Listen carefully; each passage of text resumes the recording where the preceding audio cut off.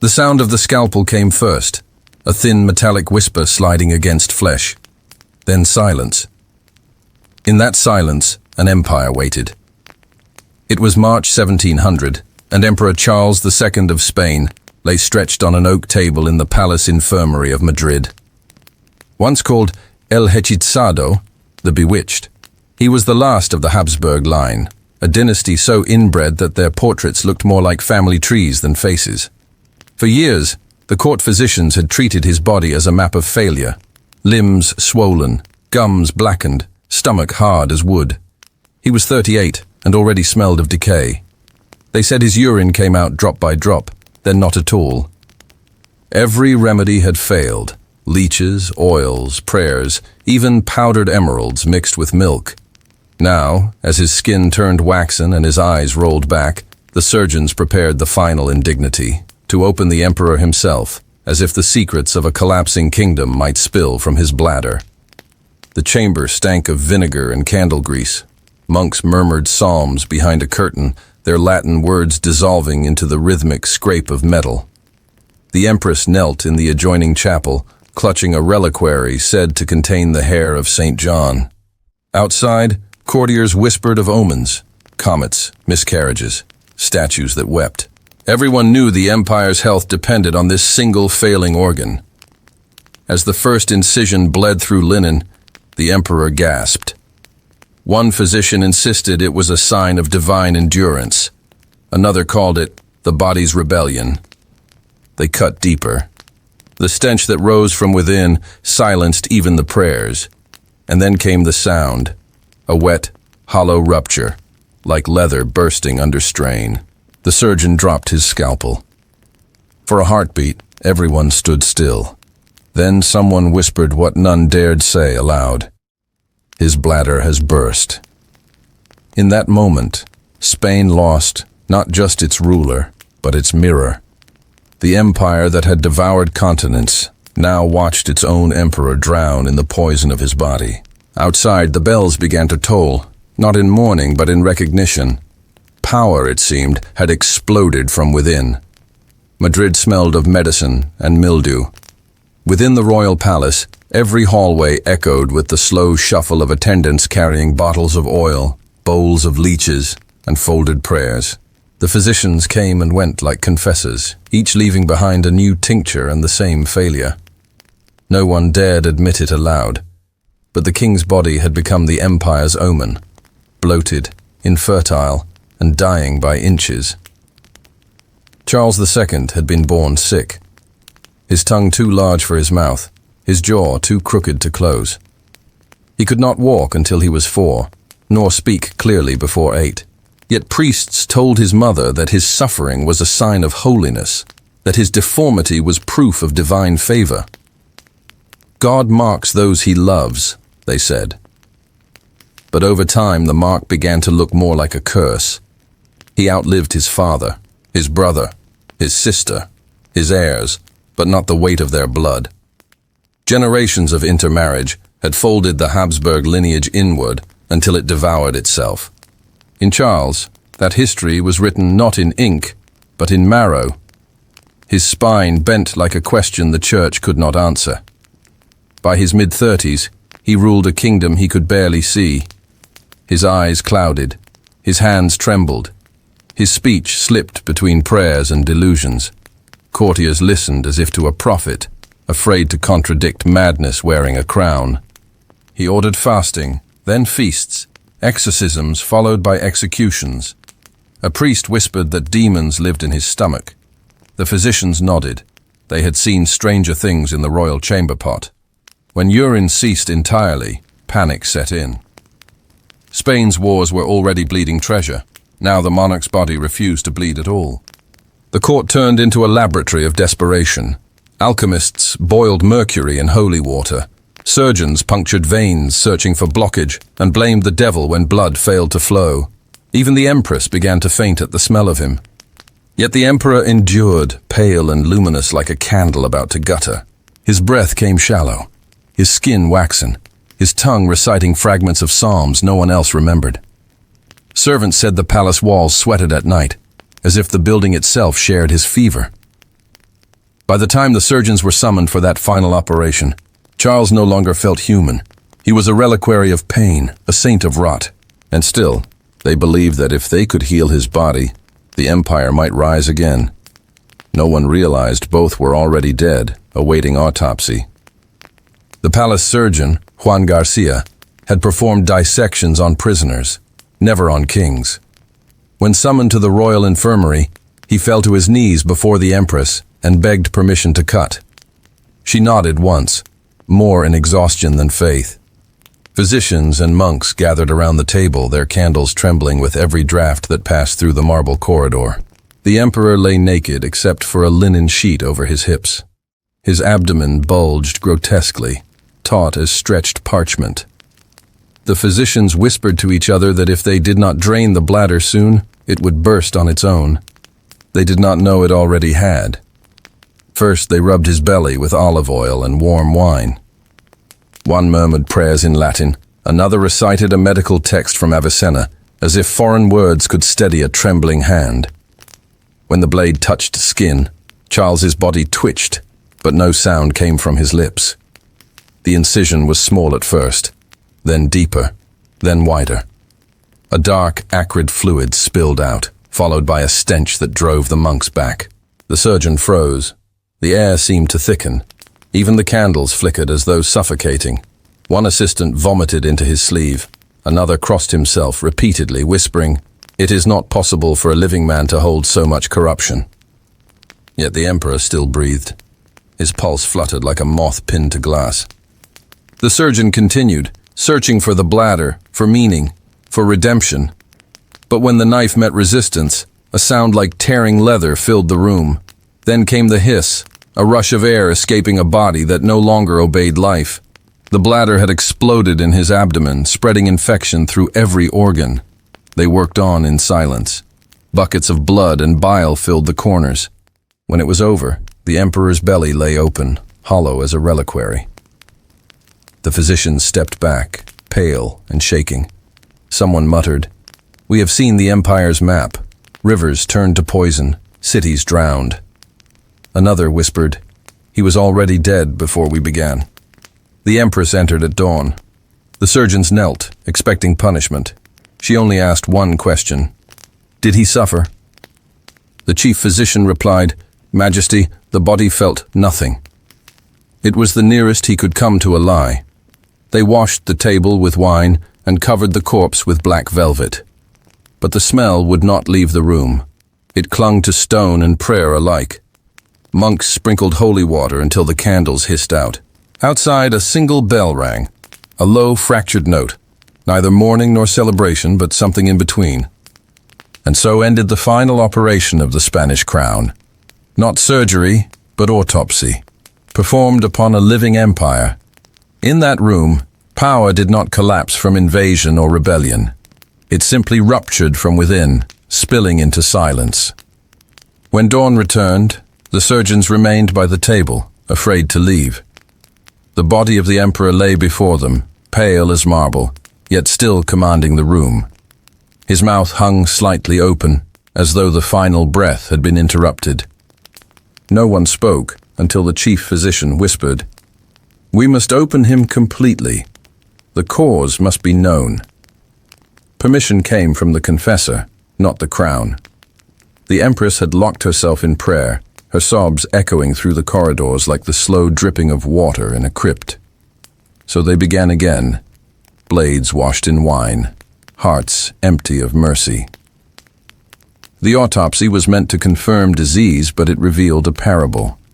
When they lifted the ribs, they found the lungs mottled with black spots, the liver twice its size, the intestines pale and brittle, the heart, small and misshapen, barely recognizable. One surgeon murmured, "He was built wrong from birth." Another replied, "So was Spain." Inside his skull they found pockets of fluid, evidence, they said, of melancholy and madness.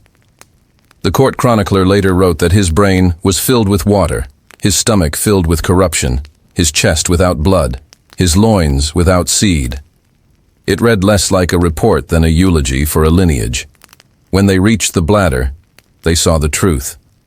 It had ruptured into the abdomen, shredding tissue like paper soaked too long. The urine had poisoned everything it touched. "He drowned in himself," the youngest assistant whispered. The phrase would echo for centuries. As the monks recorded measurements, the air grew heavier, pressing against the lungs of the living. The surgeons began to see shapes in the vapor rising from the body, a trick of the light perhaps, but some swore they glimpsed the faint outline of the Habsburg coat of arms drifting toward the ceiling, dissolving into the damp morning air. When they were finished, the emperor's organs were placed into silver jars lined with wax. Each was sealed and labeled in Latin: cor, hepatica, vesica, renes. They believed they were preserving knowledge. In truth, they were bottling an ending. The jars were carried to the royal chapel, where monks prayed over them for 40 days. No one dared open them again. Over time, the labels faded, the wax cracked, and the containers were moved to forgotten vaults beneath El Escorial. Only one inscription remained legible: "The emperor who could not empty himself." That sentence became Spain's prophecy.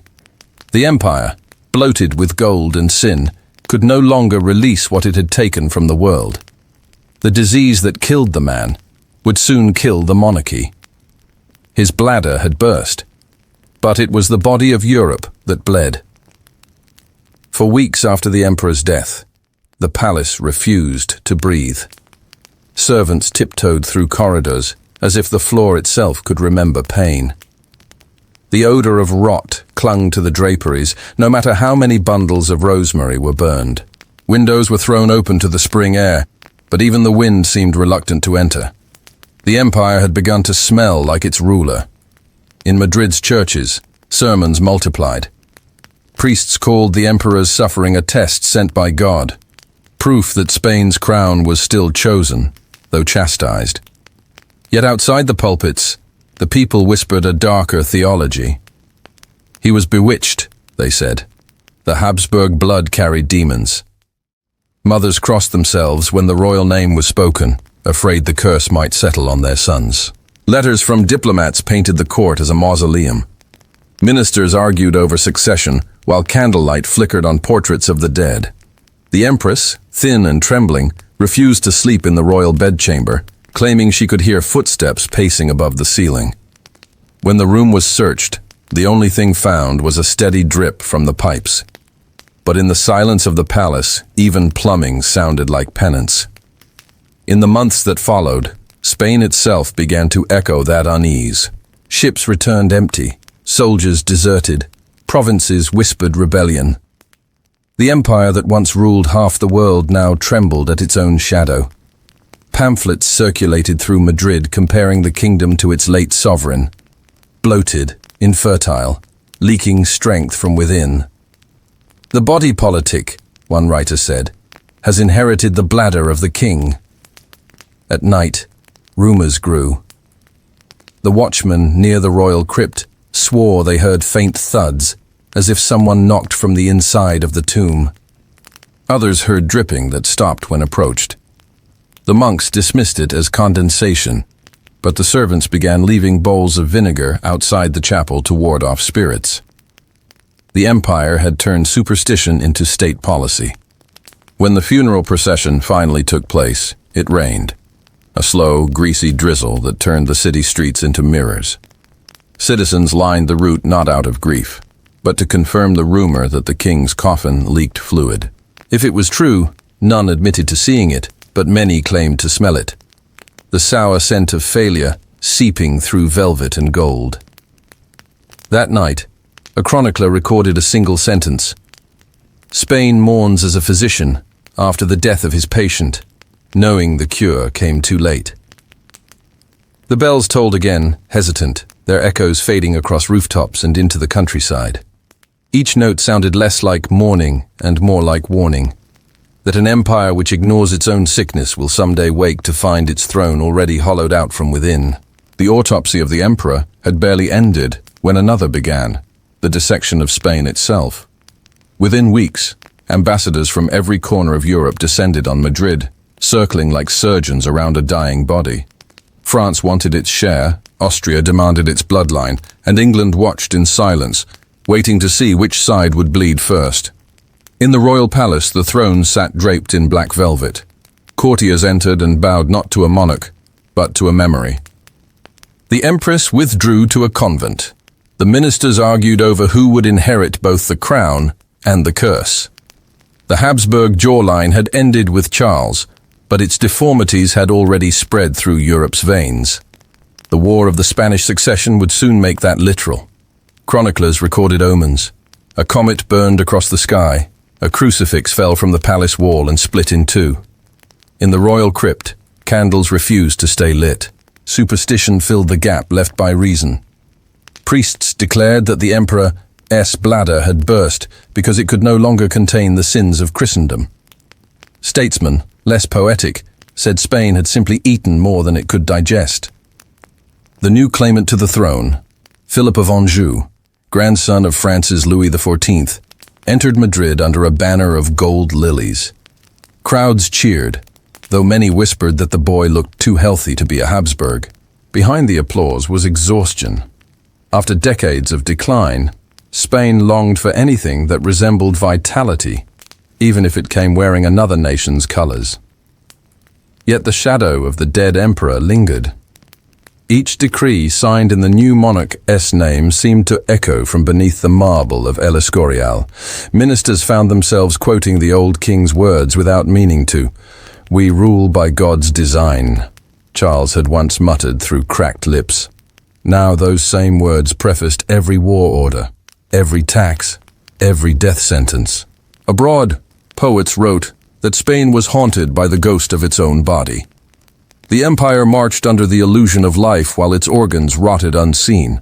Silver still arrived from the Americas, but it vanished into debts before reaching the throne room. The arteries of empire, trade, faith, pride, clogged one by one. In paintings of the new reign, artists avoided profiles. The Habsburg chin was forbidden. But absence, too, is inheritance.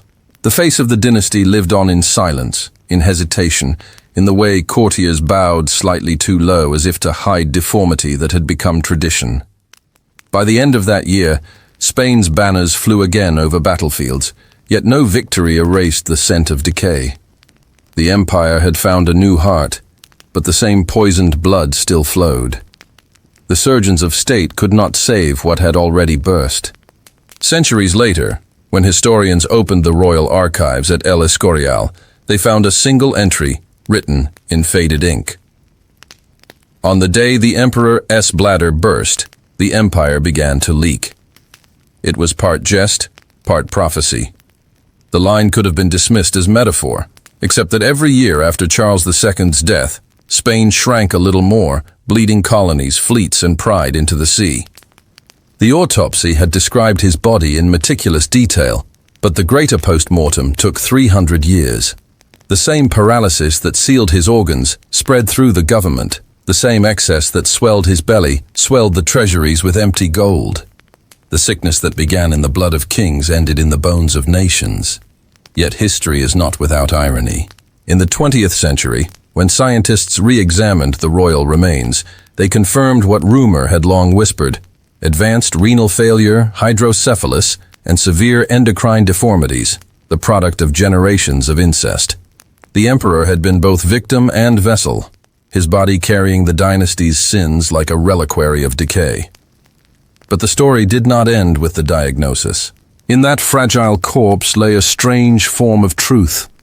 Power that isolates itself, that folds its lineage inward, inevitably collapses. The bladder was only the last wall to rupture.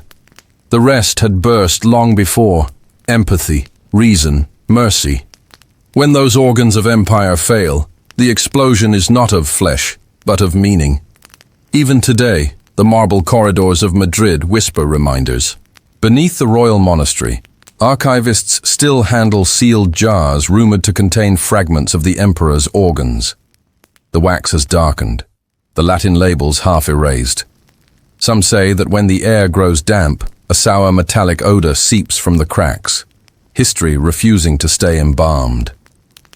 Visitors stand over his tomb and marvel at the quiet grandeur, unaware that beneath the gilded stone rests the most human of all monarchs, a man undone by his own body, not slain by sword or intrigue, but by the simple truth that even kings must empty themselves or burst. The legacy of Charles II is not conquest, nor faith, nor crown. It is warning that no empire survives the weight of what it refuses to release. That denial, whether of pain, guilt, or decay, breeds its own kind of explosion. If you walk through Madrid at night and pass the royal crypt, you might feel it. The faint pulse of air rising through the stones, like the echo of a body exhaling at last. The empire is gone, but its lesson remains. Power rots inward before it falls outward. And if this story followed you into the dark tonight, let it stay. Leave a thought for the emperor who taught the world what happens when silence swells too long. Because some truths deserve to be remembered, no matter how much they hurt.